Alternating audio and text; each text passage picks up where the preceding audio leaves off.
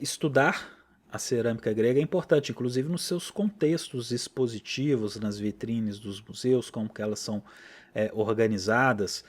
Aqui no caso, cerâmicas gregas encontradas na Etrúria ou de influência grega do período arcaico. A Etrúria é aquela região no norte da Itália, para cima de Roma, onde tem a Florença, onde tem Pisa, a região da Toscana, onde habitavam os povos etruscos. E os povos etruscos, em constante contato com os gregos, não só importavam essas cerâmicas, mas produziam objetos artísticos influenciados pela cultura grega. Então é impressionante vermos como que há uma pluralidade de formas, como que os estilos vão se desenvolvendo. Inclusive, é importante ver nos museus as próprias restaurações, como que isso é feito pelos arqueólogos, como que elas são organizadas em vitrines para que nós possamos vê-las e contemplá-las. Por isso que eu acho interessante, essas fotos de vitrines de museu nos dizem muitas coisas. Né? O próprio cuidado, a arquitetura de uma vitrine, como que tudo é planejado, climatizado, iluminado. Então vale a pena, principalmente o pessoal da arquitetura, que estuda arquitetura, que quer trabalhar com museus, por exemplo, com conservação, patrimônio, né? Museologia, observar esses detalhes que as pessoas comuns não observam. Aqui, no caso, é uma vitrine de cerâmicas gregas no Museu do Louvre, em Paris, com uma predominância aqui das figuras de estilo geométrico. Aqui já é uma vitrine de cerâmicas etruscas, gregas, né, no Museu Etrusco do Vaticano. Tem aquele Museu Etrusco da Vila Giulia, em Roma, e esse belíssimo museu, com muito acervo, dentro do Vaticano. Né, essa arquitetura que vemos ao fundo aí, com suas pinturas, são as dependências aí dos museus vaticanos, né? Aqui no caso o Museu Etrusco. Pois bem, a pintura cerâmica arcaica, que vai se desenvolver ali século VII até 480, num período que vai se findar 480, lembra da Batalha das Termópilas, os 300 de Esparta, caracterizada ali o final do período arcaico para o período clássico, as vitórias gregas sobre os persas, Salamina e Plateias, a revolução material na arte e na construção civil, porque quando os gregos vencem os persas, inicia-se um longo processo de reconstrução, de criação de novos edifícios, cidades que foram destruídas vão ser reconstruídas, a Acrópole de Atenas, a época de Péricles, Fídias, e, portanto, há uma renovação do espírito grego, a arte, a arquitetura, a escultura vão mudando as suas formas, aquele idealismo filosófico vai penetrando cada vez mais nas obras de arte, e como herança do período arcaico, todas essas formas de cerâmica aqui são desenvolvidas já desde o período arcaico, passando para o período clássico. E o que é interessante a gente perceber dentro dessa pluralidade de formas, tem justamente aquela função que eu disse. Né? A ânfora transporta óleos, transporta grãos, que tem formas também diferenciadas. A hídria é para água, o lutróforo, que é esse vaso mais alto, mais fino, ele é especialmente utilizado para ritos funerários, né, era colocado nas sepulturas, a cratera para servir vinho, para misturar o vinho com a água, haviam tipos de crateras diferentes. Né? Então, vários, a psícter, a lebes camíticos, né? São vários tipos de recipientes, o oinokoi para servir os vinhos, o cântaro para beber, o riton, que é uma espécie de cântaro com uma cabeça de asno de cavalo, o kílix, que vimos anteriormente, veremos mais exemplos aqui, o kílix para se beber vinho, uma espécie de mistura de xícara com um prato. Enfim, os alabastros para líquidos finos, como perfumes, óleos, enfim, essa pluralidade de formas que veremos agora em seguida diversos exemplos junto com, né, não só com a sua função, mas com principalmente com o estilo delas, como que elas foram se desenvolvendo. E aqui vemos justamente essa descrição, né, mais aprofundada aqui, o alabastro para óleos e perfumes, a ânfora, né, para o seu armazenamento, o cântaro para bebidas, a cratera misturando vinho e água, o onocói e vinho para servir, misturas também. Servia da cratera, se buscava com o onocói o vinho para despejar nos quílix. O lécito, óleos perfumados para o corpo. O lutróforo para vasos funerários. Psíctere, esfriar vinhos com gelo. Veremos um exemplo dele mais adiante.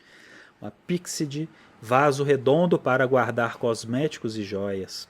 O que vemos aqui é um onocói, 2 onocói coríntios, lá do Museu Etrusco da Vila Giulia, já com estilo orientalizante. O onocói é o purificador de vinho, como vemos aqui. Ó.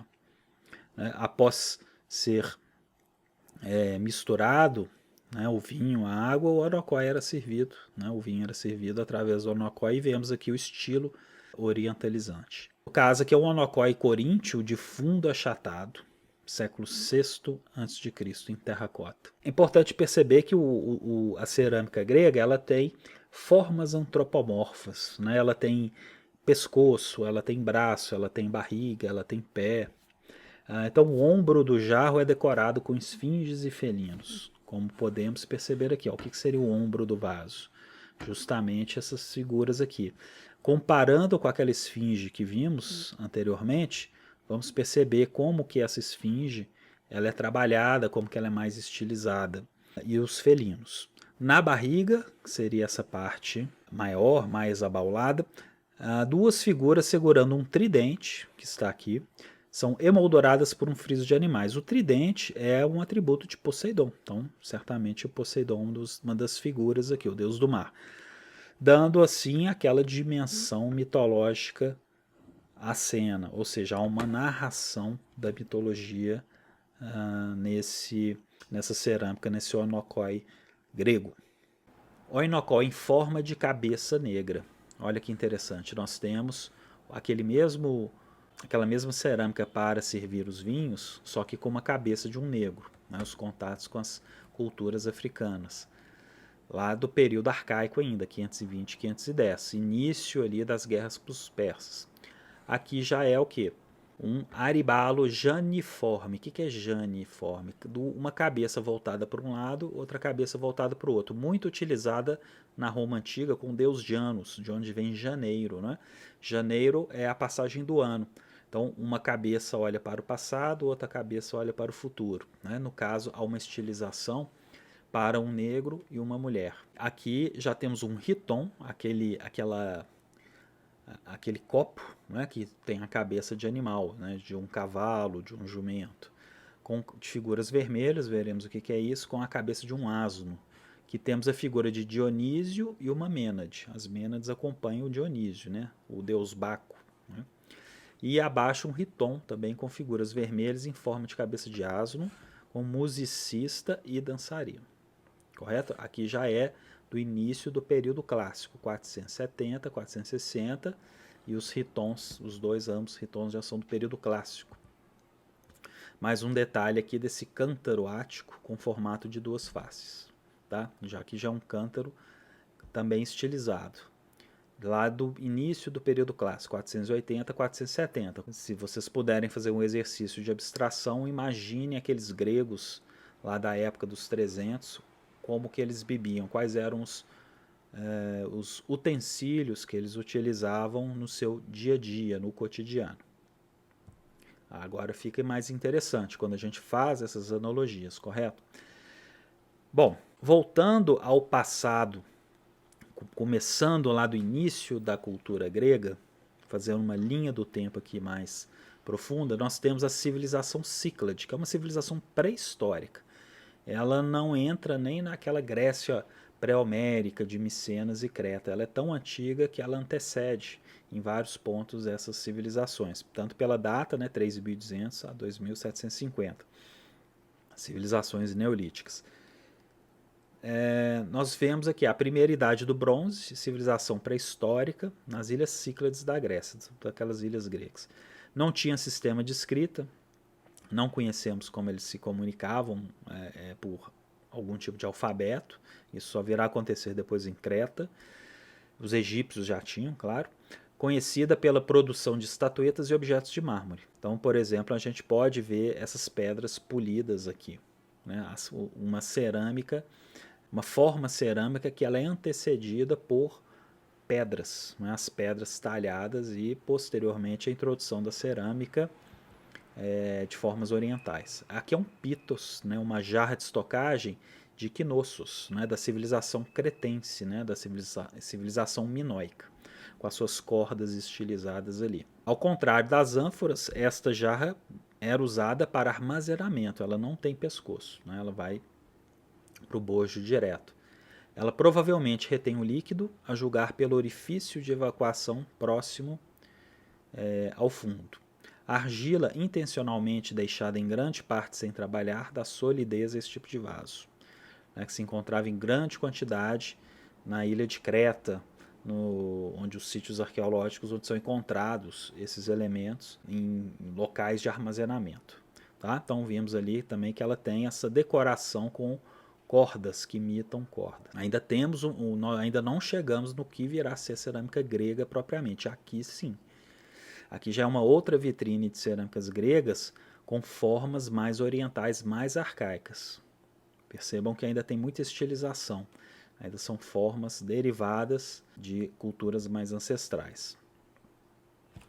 Aqui, por exemplo, a gente já pode ver que tem ânforas, como a própria descrição diz, que já começam a aparecer, mesmo que estilizadamente, como o caso da esfinge que vimos ali anteriormente na cerâmica, formas, por exemplo, a temas da mitologia grega, como o caso de Argonautas, o episódio lá, a cena, o mito de Jasão e Argonautas. E aqui nós temos o chamado estilo geométrico, que é, por excelência, o estilo do período homérico. Quando Homero narrou a Ilíada e a Odisseia, essa era a cerâmica da época. Percebam a diferença dessa cerâmica, das formas da cerâmica, os estilos, os desenhos que vemos aqui, com aquelas que vimos na introdução. Como elas são diferentes? É aquilo justamente que eu comentei. Nós temos um desenho, digamos assim, mais primitivo, mas ele é um desenho de uma outra tradição, uma tradição mais oriental. Tá? Que é do período da formação da civilização grega, 1100 a 700 a.C. Para vocês terem uma ideia, em 776 a.C., foi quando Roma foi fundada, aproximadamente, 756, se instituiu os primeiros Jogos Olímpicos na Grécia. Então, a partir de 776 é que começa a se contar os anos na Grécia. Os gregos começam a contar o seu calendário a partir do primeiro jogo olímpico, 776 a.C., que coincide ali com aproximadamente 20 anos ali de diferença com a fundação da cidade de Roma, que não era nada no período. Foi um estilo novo, não tem uma prolongação da arte micênica, então quer dizer, temos mais influências externas, e não é encontrada só na Grécia, né, mas na Itália, como eu disse, no Oriente Próximo, tá? Comércio. Presença já de alfabeto grego e modificado do alfabeto fenício. É o famoso vaso de Dipylon, esse vaso aqui, que é um lutróforo, aquele vaso que eu comentei com vocês, que ele é um vaso funerário. Tá? Ele era colocado nos cemitérios. Tá? Alguns desses vasos eles tinham fundo aberto, né? Como ele diz ali embaixo, as urnas funerárias possuíam orifícios para escoamento de líquidos ritualísticos lançados sobre o cadáver. Mulheres eram ânforas e homens crateras. Então, aqui no caso, a gente está vendo que é uma cratera com essa função de lutróforo, né, para o morto. O que a gente pode perceber dela aqui? Ó? uma decoração com traçados abstratos. Nós vemos as famosas gregas. Esses elementos são usados até hoje, até os dias de hoje, na ornamentação de azulejos, casas, né? Nós vemos muito isso. Aqui é um detalhe. No detalhe, a gente percebe que é o quê? Uma cerimônia, um enterro. Nós vemos aqui 2 cavalos, os cavalos bem estilizados, podemos perceber que 8 patas, né? 2 cavalos puxando um carro, uma carruagem. Nessa carruagem nós vemos aqui em cima o morto, né? O cadáver está aqui em cima, acompanhado de figuras que são carpideiras, né? São aquelas figuras que choram nos enterros. Muitas delas eram até pagas para ficar chorando nos enterros, né? Isso existe até hoje, essa tradição. Aquelas mulheres que vão na Grécia se descabelavam, né? Chorando pelos mortos. Uma tradição que passa para Roma também. No vaso vemos o defunto em câmara ardente, ladeado de carpindeiras, de braços erguidos. Aqui nós podemos ver os braços erguidos. E a procissão do enterro, com guerreiros a pé e de carro. Então também temos as figuras masculinas. Mas percebam que é muito estilizado, as figuras são muito estilizadas, nem se aproxima daquele naturalismo que vai começar a ser desenvolvido no período arcaico e, claro, no clássico. Não se encontra alusão de vida após a morte, mas apenas a celebração de um enterro digno, né? Não tem nenhum símbolo de uma transcendência. Elementos interessantes que a gente pode perceber aqui, a suástica.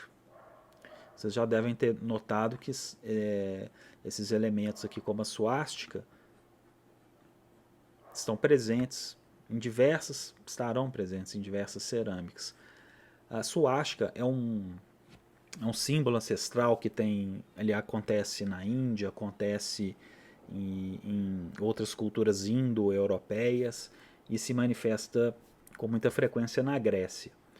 A suástica ela remete a uma força vital, uma força que está ligada ao sol, à energia, à vida, a elementos positivos, ao giro do eterno, daqueles ciclos eternos, né, do universo, né, questões cósmicas, e que foi deturpada, o símbolo da suástica foi deturpado no século XX pelo nazismo. Então as figuras que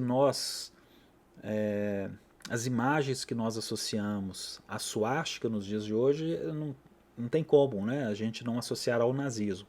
Então é importante ficar claro que isso não se refere a nada disso, né?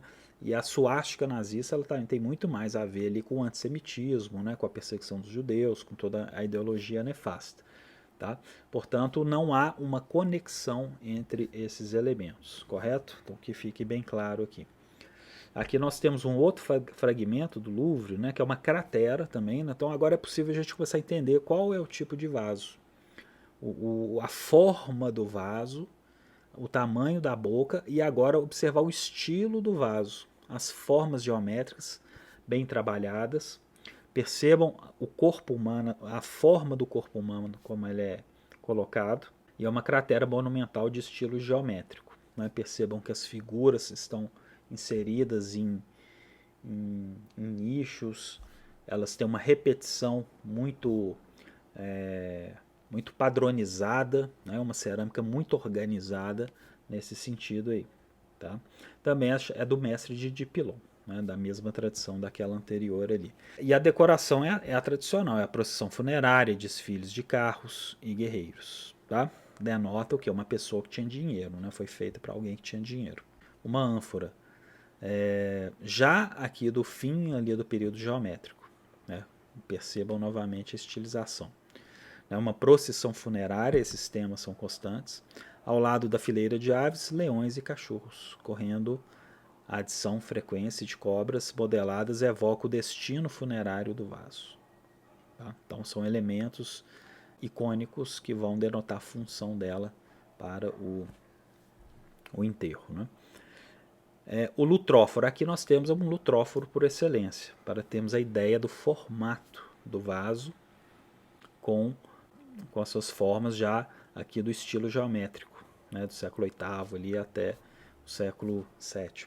Podemos ver como pintor de Analatos pegou motivos da estética geométrica, por exemplo, a procissão da carruagem, padrões abstratos e cobras modeladas em relevo claro, enquanto introduzia novos elementos como, olha só, a introdução aqui em cima, parece que é desimportante, mas não, aqui em cima nós vemos quem? A esfinge. Lembra da esfinge anterior? Depois dava até para comparar as duas figuras, da esfinge do Édipo com essa esfinge mais arcaica aqui em cima, não é? Rosetas, né, fazendo tudo isso. Então, lembrando que esses lutróforos ficavam, né, aqui uma ampliação delas. Percebam a estilização da esfinge, o tamanho dos olhos, como que eles são estilizados, um rosto muito grande, as asas também bastante estilizadas, não é, o corpo de leão estilizado, e a introdução dos elementos, como as rosetas. Essas rosetas ficarão na arquitetura. Elas fazem parte da arquitetura. O que se colocava num lutróforo? Aqui são informações do próprio museu. De onde que eu tirei essas informações? O próprio museu dá essas informações. Foi usado para reter água, para o banho nupcial e para lavar os mortos. Quando marca os túmulos de solteiros, há um orifício no fundo para permitir a comunicação com os mortos. Ou seja, o vaso ele não tem fundo, ele tem um buraco no fundo. Cobras modeladas em relevo.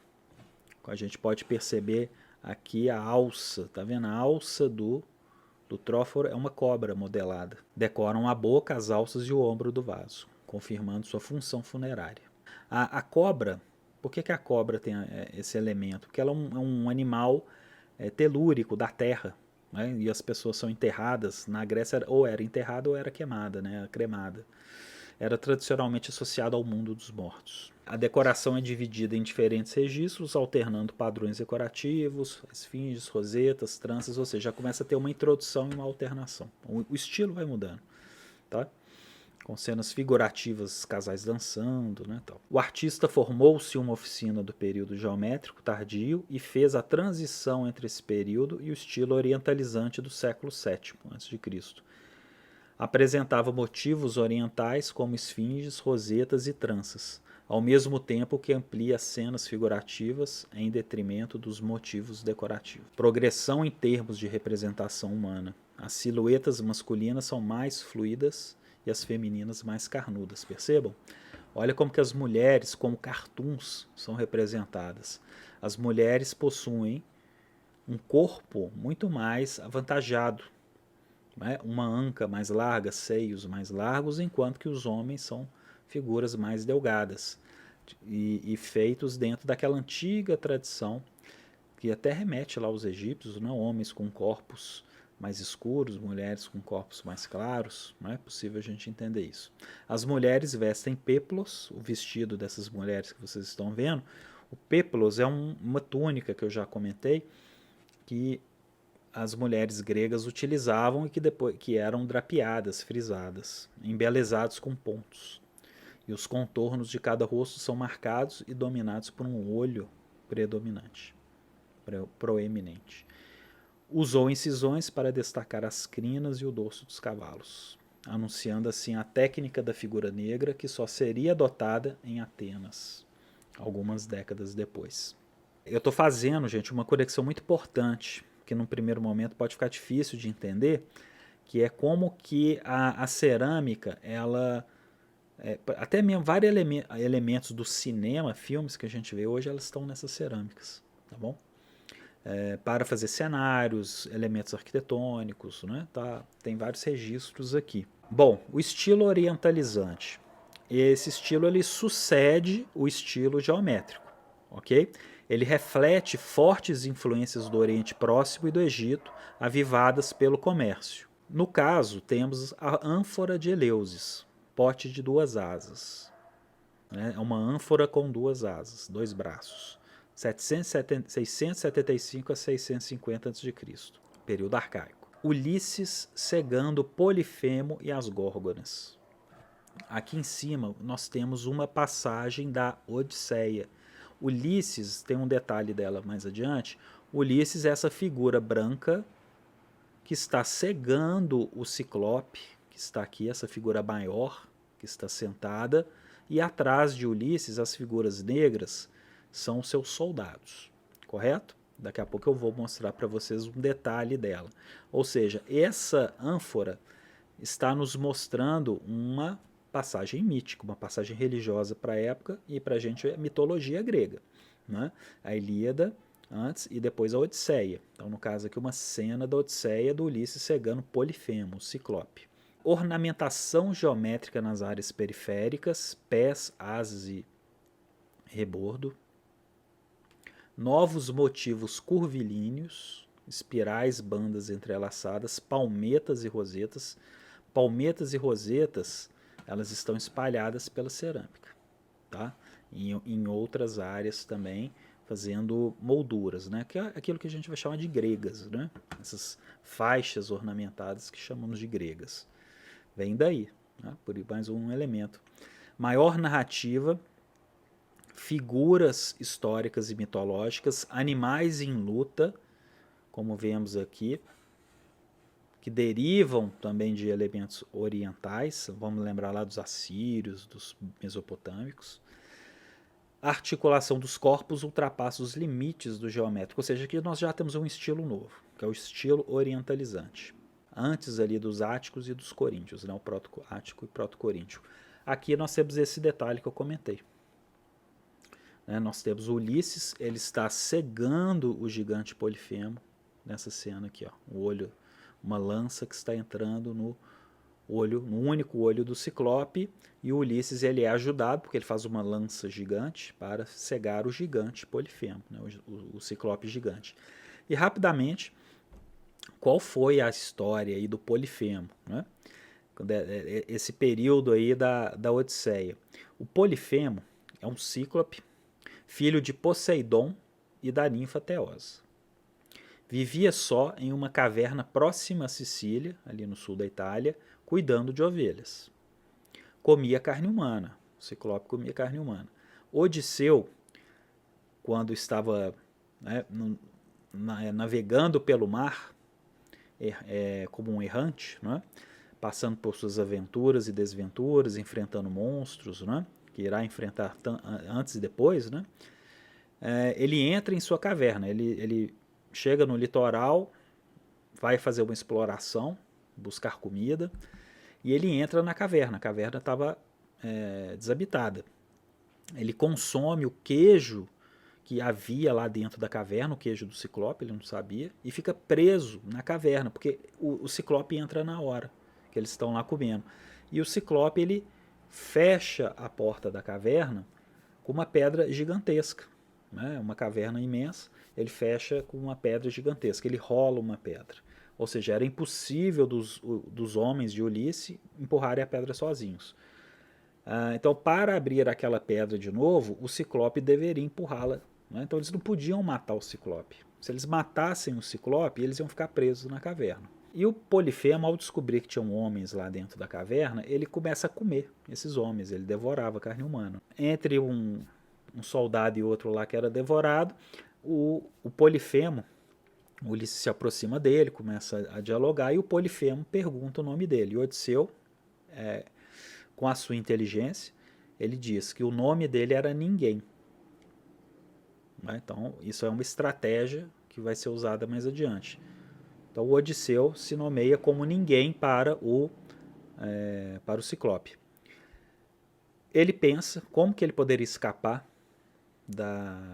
daquela armadilha, né, daquela caverna fechada, e ele percebe que havia ali, ele pede ao Ciclope, algumas versões havia uvas ali, outras versões ele pede ao Ciclope que traga uvas e tal, e faz como presente ao Ciclope o vinho, um vinho muito forte.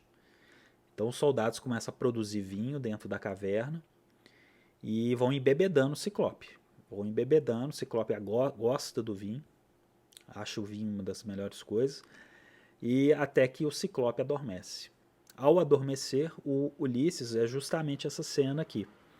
O Ulisses faz uma lança com seus soldados, uma lança gigantesca, e os soldados carregam essa lança e enfiam no olho do Ciclope. O Ciclope, cego, começa a se debater, vai para fora da caverna, abre a pedra, vai para fora da caverna e começa a gritar pelos seus irmãos, porque haviam outros ciclopes ali, irmãos dele, né? E começa a dizer que ninguém havia o cegado. Então aí funciona a estratégia do Ulisses, né? Do Odisseu. Ninguém havia o cegado. Os outros ciclopes escutam isso e acham que aquilo é uma brincadeira, né? O Polifemo está de gozação, está fazendo alguma brincadeira ali com eles, que ninguém havia o cegado, né? Ou seja, estava brincando.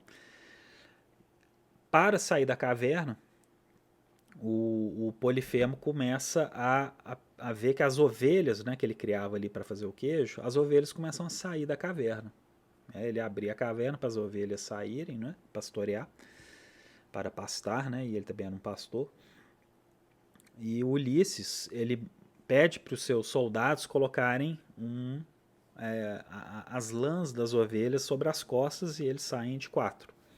Então o Polifemo vai passando a mão nas ovelhas e entre uma ovelha e outra havia um soldado ali disfarçado de ovelha, né? Então dessa forma todos eles conseguem escapar, os que sobreviveram, né, conseguem escapar da caverna. Então esse é o mito, né?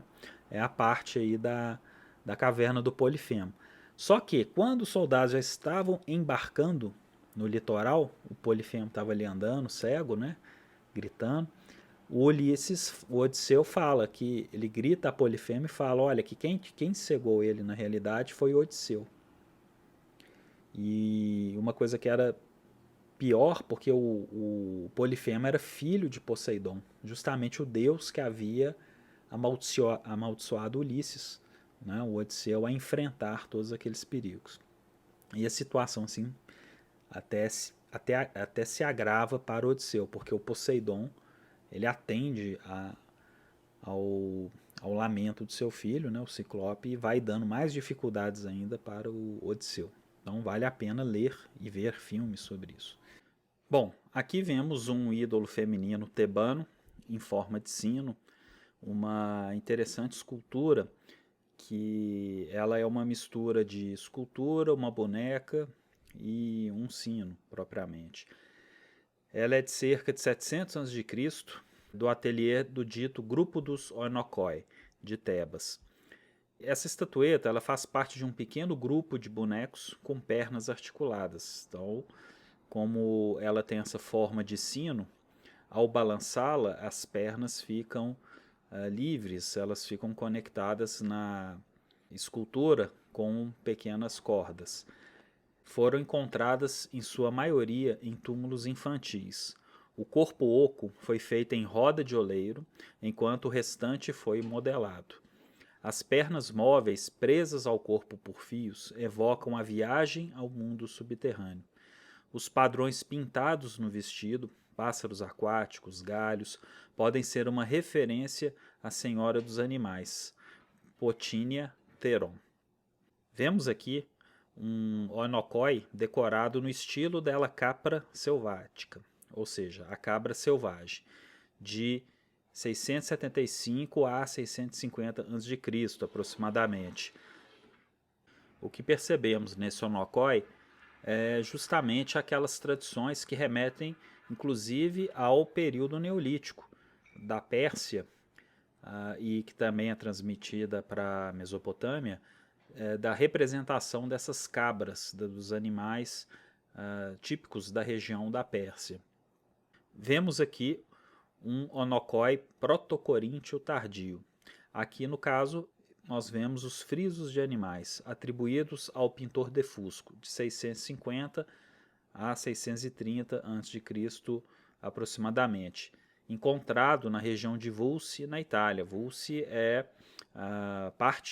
fazia parte dos territórios etruscos, uma cidade-estado, um tipo de cidade-estado etrusca, que se encontra no Museu do Vaticano. Já essa cratera coríntia colunada de 590 a 575 a.C., ela tem a característica de ter sido inventada em Coríntio, esse tipo de cratera. E ela deve seu nome às pequenas colunas sob as alças, que vemos aqui nesses dois lados aqui, ó. Sob as alças nós temos essas colunas que sustentam, reforçam essas alças. Em um lado, 4 casais reclinados em camas com mesas. Nas paredes estão pendurados instrumentos musicais, vasos e armas. No outro lado, cavaleiros e soldados em combate, não mais em um banquete, onde podemos perceber justamente essa cena superior dos casais reclinados, remetendo àquela tradição dos etruscos, da arte tumular dos sarcófagos dos casais reclinados. Então temos um diálogo entre a cerâmica e a escultura tumular. Já esse onocói com boca trilobada, por que trilobada? Porque ela possui essas entradas, que são chamadas de boca trilobada. No ombro, friso animal e padrão floral. Na barriga, cabras selvagens e veados. O desenho da gola é original. A gola nos mostra justamente aqueles padrões geométricos, as gregas, que nos remetem a outros elementos. E vemos também a presença de esfinge junto com os animais. Nesse outro onocói, o purificador de vinhos, de origem coríntia, ele já possui o fundo achatado. O ombro do jarro é decorado com esfinges e felinos. Aqui percebemos a esfinge e abaixo os animais. Fica curioso esse elemento que irá ser característica do estilo de figuras negras, o estilo que virá em seguida, já no período arcaico, ainda no período arcaico, a forma como desenhos são inseridos na pintura da cerâmica, como por exemplo os esgrafitos que vemos aqui, ou seja, pequenos sulcos que vão formando as linhas do desenho. Esses sulcos, esses grafitos será visto com mais detalhes na aula sobre cerâmica de estilo de figuras negras.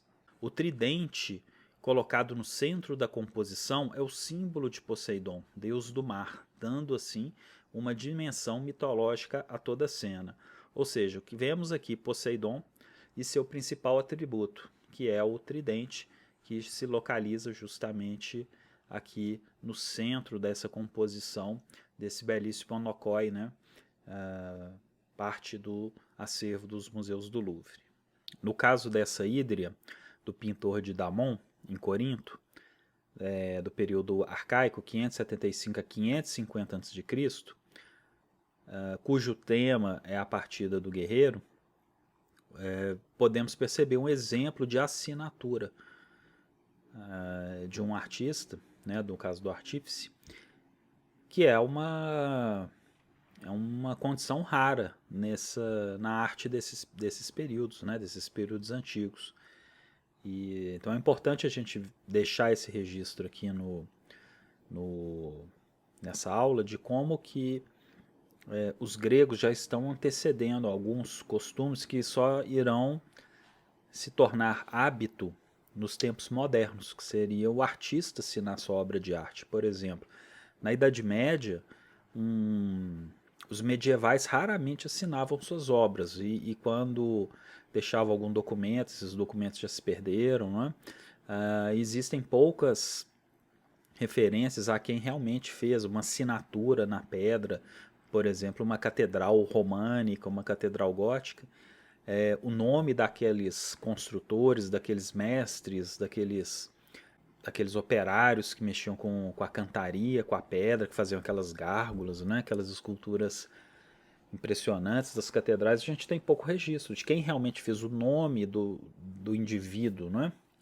Sabemos o nome do mestre construtor em geral, mas a assinatura de realmente quem fez individualmente existem poucos registros. Há alguns casos que veremos mais adiante, mas não é comum. Tá? A partir do Renascimento, quando o artista reivindica uma condição de intelectual, veremos isso com as artes liberais, as artes mecânicas, aí sim os artistas passam a assinar seus trabalhos, eles deixam bem claro quem fez, qual, né, o seu nome ali assinado, e aí sim nós temos a assinatura, ela entra definitivamente na pintura, na escultura, nas artes em geral, né?